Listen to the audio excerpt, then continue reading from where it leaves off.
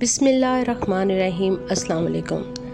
جیسے کہ آپ جانتے ہیں کہ ہم نے شیخ سعدی کی روشن تعلیمات سے زندگی سنوارنے والے سبق آموز قصوں کا سلسلہ شروع کیا ہے، جس کی کہانی نمبر 2 کا نام نیک دل درویش ہے۔ ایک درویش جس کی نیک دلی نورانی چہرے سے عیاں تھی، بادشاہ کے دربار میں آیا۔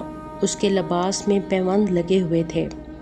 بادشاہ ایک ہی نظر میں پرکھ گیا کہ خستہ حال درویش بڑا نیک دل انسان ہے۔ بادشاہ اس کی باتوں سے بڑا متاثر ہوا۔ اس نے اسے اپنا درباری بنا لیا اور حکم دیا نیک دل درویش کو شاہی حمام میں پہنچا دیا جائے، جہاں وہ غسل کرے اور نئے کپڑے پہنے۔ بادشاہ کے حکم کی فوراً تعمیل کی گئی۔ بادشاہ کا درباری بنتے ہی نیک دل درویش کے جوہر کھلے۔ اس نے اپنے سپرد کیے گئے کام انتہائی دانائی سے سر انجام دیے۔ یہ ترقی کرتے ہوئے وزیر اعظم بن گیا۔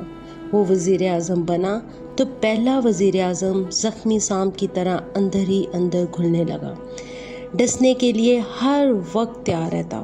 کچھ عرصے بعد اسے موقع مل ہی گیا۔ اسے ایک ایسی بات کا پتہ چلا جسے بادشاہ کو نئے وزیر اعظم سے پسند کر سکتا تھا۔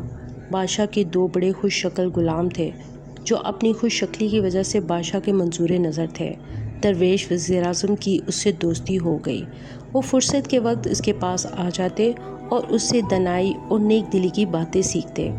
حاسد وزیر نے اس کی پاکیزگی اور پاکیزہ دوستی کو کچھ اور ہی رنگ دیا۔ بادشاہ کے کان بھرے کہ اعلیٰ حضرت نیا وزیر اعظم بڑا بد چلن ہے، آپ کے منظور نظر غلاموں کو ورگلا رہا ہے۔ بادشاہ سنی سنائی باتوں پر یقین کرنے والا نہیں تھا۔ اس نے ڈانٹ کر حاسد وزیر کو خاموش کر دیا کہ تو جھوٹا ہے۔ بات دراصل یہ ہے کہ تو اس کی لیاقت اور قابلیت سے جلتا ہے، اس سے حسد کرتا ہے۔ لیکن اتفاق سے ایک دن ایسی بات سامنے آئی کہ حاسد وزیر کو اپنی بات کو سچا ثابت کرنے کا موقع مل گیا۔ ہوا کچھ یوں کہ ایک موقع پر دربار میں کسی درباری سے باتیں کرتے ہوئے درویش وزیر اعظم کی نظریں اتفاق سے خوش شکل غلام کی طرف اٹھ گئیں۔ غلام مسکرا رہا تھا۔ حاسد وزیر ہر وقت طاق میں تو رہتا ہی تھا۔ اس نے اسی وقت بادشاہ کی توجہ اس طرف دلوائی۔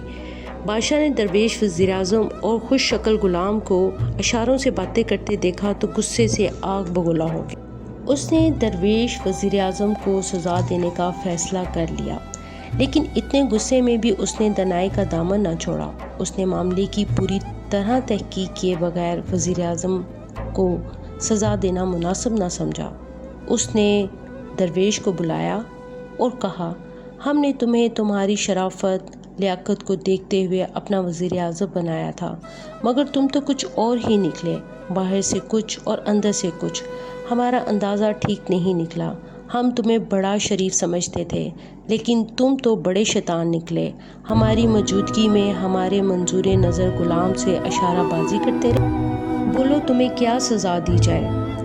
درویش وزیر اعظم اچھی طرح جانتا تھا کہ یہ سب حاسد وزیر اعظم کی کارستانی ہے اور یہ آگ اسی نے لگائی ہے۔ اس نے انتہائی ادب سے جھکتے ہوئے جواب دیا، عالم پناہ، سچی بات تو یہ ہے کہ اعلیٰ حضرت کے منظور نظر غلاموں سے میل ملاپ رکھنے کا وہ مطلب ہرگز نہیں تھا جو حضور کو بتایا گیا ہے۔ قصہ یہ ہے کہ جوانی یاد آ جاتی ہے۔ ہائے وہ دور زندگی جس کا لقب شباب تھا، کتنی حسین نیند تھی، کتنا حسین خواب تھا۔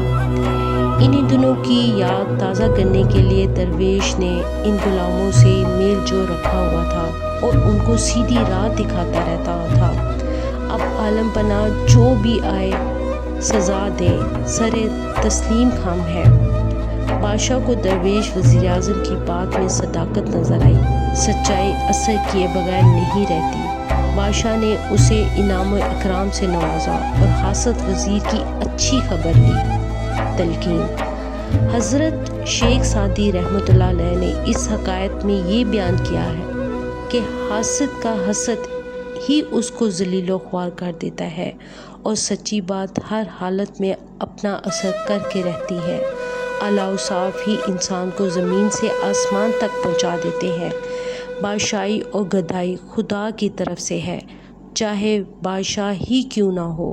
انتہائی غصے میں بھی اس کے دل میں خدا کا خوف ہونا چاہیے، اور ایک اداکار کو بھی سزا دیتے ہوئے اس کی خطا کی پوری طرح تحقیق کر لینی چاہیے۔